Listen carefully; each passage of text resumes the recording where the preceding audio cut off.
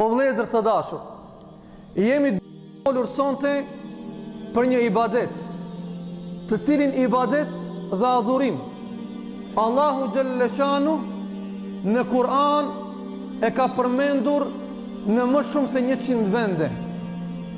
Jemi duke folur për një ibadet dhe për një adhurim, të cilin pejgamberi alayhi salatu wassalam për herë të fundit buzëqeshi në këtë dunjo në momentin kur i pa të bashkuar në saf duke u falur shokët e tij, sahabët. Jemi duke folur për ibadetin të cilin pejgamberi sallallahu alaihi wasallam në minutat e fundit të jetës së tij, kur ballafaqoheshte me dhimbjet e mëdha të vdekjes, fjalët e fundit dhe këshillat e fundit, para se me dal për kësaj dunjoje, të pejgamberit alayhi salatu wassalam ishin namazin, o ju musliman mos e leni, pra kujdesuni për namazin. Jo se nuk kishte çfarë të thot diçka tjetër pejgamberi alayhi salam në këto momente. Mirë po, in huwa illa wahyun yuha, ai asnjëherë nuk ka folur nga mendja e tij. Çdo gjë që ka thonë ka qenë shpallje nga Allahu Gjellëshanu.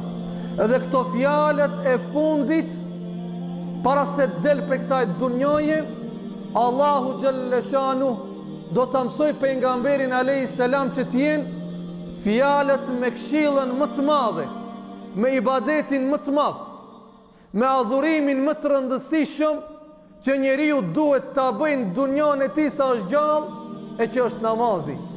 Të dashur vëllezër, jemi duke folur për adhurimin, i cili adhurim është i vetmi dhe nuk ka tjetër post tij, i cili është bërë obligim në qiell.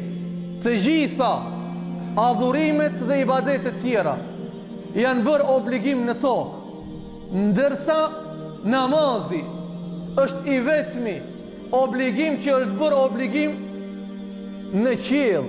Atëherë kur pejgamberi alayhi salatu wassalam ishte ngritur në Miraj, ishte tek Allahu Gjellëshanhu wa Gjelle Gjelalu, dhe kjo tregon peshën dhe rëndësinë e madhe që ka namazi.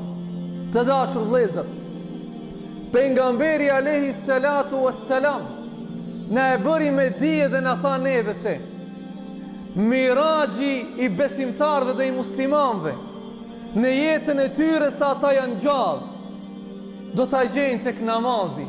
Dhe ngritje më të madhe njeriu nuk ka mundësi të përjetojnë dunjan e tij, se sa atëherë kur njeriu do të nxjerrë në tokë ballin e tij, dhe këtë ball nuk e nxjerr në tokë për asnjë fuqi dhe për askën tjetër, përpos për krijuesin e tij. Të dashur vëllezër, jemi duke folur për temën për të cilën pejgamberi alayhi salatu wassalam në hadith të saktë na tha se ajo që na dallon neve nga ata e që e kishte për qëllim pa besimtarët është namazi. Kush e lën namazin pa fal, tha pejgamberi alayhi salam, ka bërë kufër. Kush e lën namazin pa fal, në përmjet këtij veprimi, në përmjet këtij mëkati, në përmjet këtij gjunahu, ai është krahasuar me ata që nuk i ranë kur në sejdë Allahut, me ata që nuk e besuan dhe nuk e pranuan për Zot të tyre Allahun Gjellëshanu wa Gjelle Gjelalu. Andaj të dashur vëllezër, një personit i cili bën një gjuna në jetën e tij, mund t'i ofrohesh për ta këshilluar në formën më të mirë, duke përzgjedh fjalët më të mira dhe emrin më të mirë, që ta afrosh atë dhe ta këshillosh që të largohet nga gjunahi që e bën. Një person i cili është gënjeshtar, përgojues, fitnexhi, alkooliqar, një person I cili është rënacak, plotësisht ke të drejtë që të afrohesh edhe në formën më të mirë të afrasësh duke I thënë: o vëllau im musliman, largohu nga ky mëkat që je duke e bërë. Mirë po, nëse bazohemi në hadithin e pejgamberit alayhi salatu wassalam, që tha se dallimi I muslimanit nga jo muslimani është namazi, cila do të jetë fjala që ne do t'ja drejtojmë një personi I cili nuk e fal namazin. Me çfarë emri do ta thrasim atë? Si do ta thrasim atë që t'i bie në sejdë Allahut? Si mund t'i themi atij musliman kur ai Allahut nuk I bie në sejdë dhe nga ana tjetër të dashurit e mi?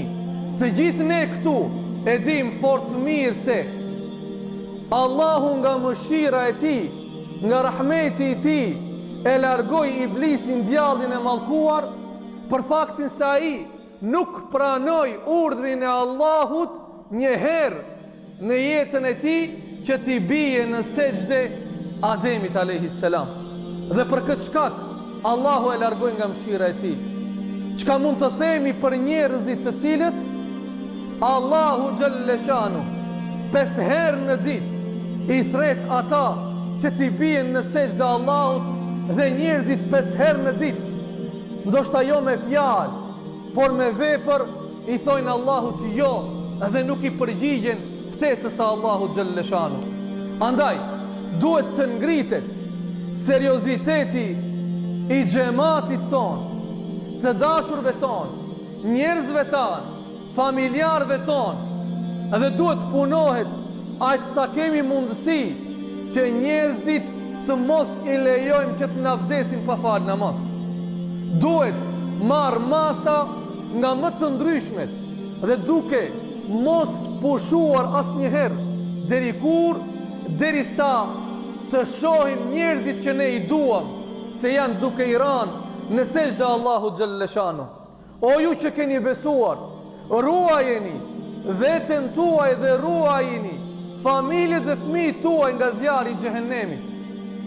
Thot Allahu xhalla shanu në Kur'an, dhe nuk ka rrugë dhe nuk ka metodë më të mirë që një prind mund t'i ruaj fëmijët dhe familjen e tij nga zjarri I xhehenemit, përveç se nëse ai del prej kësaj dunjoje, trashëgimin më të mirë familjes së tij t'ia lën faljen e namazit.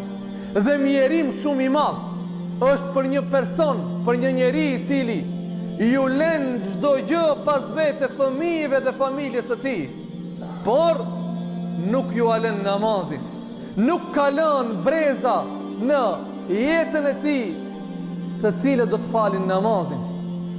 Pejgamberi I madh I Allahu xhalla shanu, emri I tij I cili është Ibrahimi alayhis salam, bëri një dua të cilën dua të dashurit e mi ne e gjejmë në Kur'an. Rabbi ij'alni muqime s-salah wa min dhurriyyati rabbana wa taqabbal du'a. O Allahu im, bëje që unë dhe brezat e mi të jemi prej njerëzve që e falim namazin. Rabbana wa taqabbal du'a. O Allah, pranoj duat dhe lutjet tona.